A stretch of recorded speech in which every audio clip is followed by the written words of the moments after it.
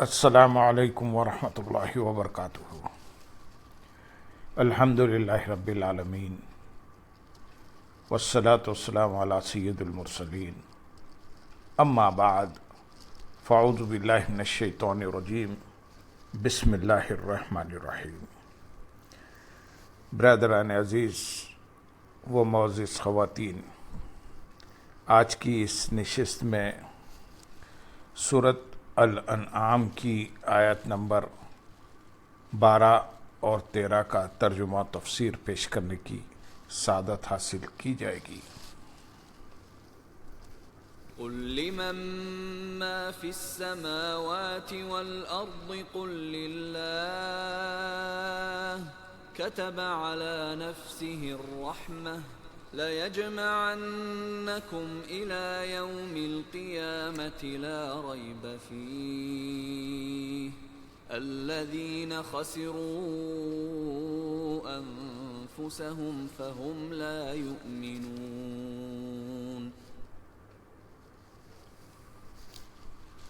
وله ما سكن في الليل والنهار وهو السميع العليم۔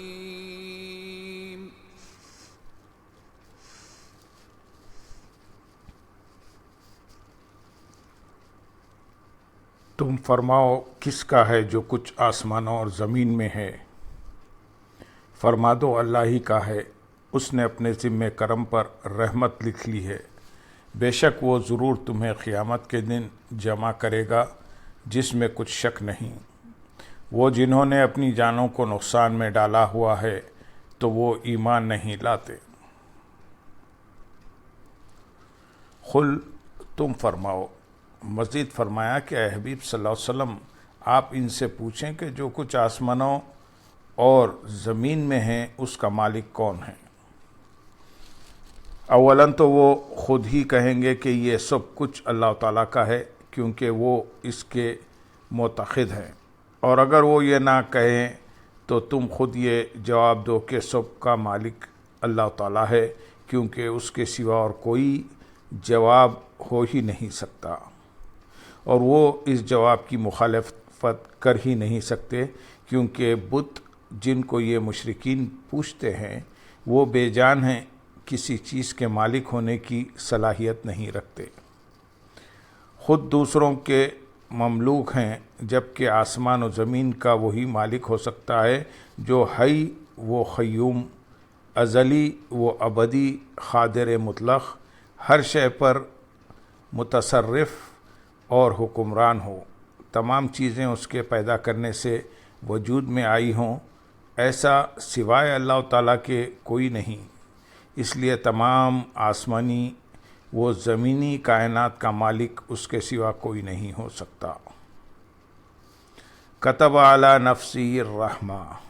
اس نے اپنے ذمہ کرم پر رحمت لکھ لی ہے، یعنی اس نے رحمت کا وعدہ فرما لیا ہے، اور اللہ عز و جل کا وعدہ خلافی کرنا اور معاذ اللہ جھوٹ بولنا محال ہے۔ اس نے رحمت کا وعدہ فرما لیا، اور رحمت عام ہے،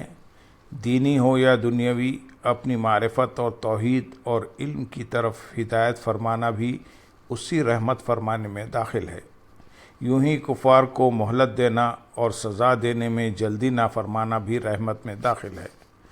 کیونکہ اس سے انہیں توبہ اور رجوع کا موقع ملتا ہے۔ اس بات میں کوئی شک نہیں کہ اللہ تعالیٰ سب سے زیادہ رحیم اور سب سے بڑھ کر کریم ہے، اس کے رحم و کرم کے خزانوں کی کوئی انتہا نہیں، وہ چاہے تو عمر بھر کے گناہ گار کو پل بھر میں بخش دے اور اس کی ساری خطائیں معاف فرما دے، لیکن اس کی وسیع رحمت کو دیکھ کر ایسا نہیں ہونا چاہیے کہ بندہ گناہوں پر بے باک ہو جائے اور اس کی نافرمانی کی پرواہ نہ کرے۔ امام غزالی رحمۃ اللہ علیہ فرماتے ہیں، جس کا خلاصہ یہ ہے کہ گناہ گار مومن اس طرح دھوکے میں مبتلا ہیں کہ وہ یہ کہتے ہیں اللہ تعالیٰ کریم ہیں اور مجھے اس کے عفو و درگزر کی امید ہے، پھر اس بات پر بھروسہ کر کے اعمال سے غافل ہو جاتے ہیں۔ ان کا خیال ہے کہ اللہ تعالیٰ کی نعمت وسیع اور رحمت و کرم عام ہے، اس کی رحمت کے سمندر کے مقابلے میں بندوں کے گناہوں کی کیا حیثیت ہے؟ ہم توحید کو ماننے والے اور مومن ہیں اور ایمان کے وسیلے سے اس کی رحمت کے امیدوار ہیں۔ بعض اوقات ان کے پاس اس امید کی دلیل یہ ہوتی ہے کہ ہمارے باپ دادا نیک لوگ تھے اور ان کا درجہ بلند تھا، جیسے کئی لوگ اپنے نسب کی وجہ سے دھوکے کا شکار ہیں، حالانکہ وہ خوف الہی، تقوی اور پرہیزگاری وغیرہ کے سلسلے میں اپنے آباء و اجداد کی سیرت کے خلاف چلتے ہیں۔ تو گویا ان کا گمان یہ ہے کہ یہ لوگ اللہ تعالیٰ کے نزدیک اپنے باپ دادا سے بھی زیادہ معزز ہیں، کیونکہ وہ باپ دادا تو انتہائی درجے کے تقوی کے باوجود خوف زدہ رہتے تھے، اور یہ انتہائی درجے کے فسق و فجور کے باوجود بے خوف ہیں۔ یہ اللہ تعالیٰ کی ذات پر بہت بڑا دھوکہ ہے۔ اسی طرح شیطان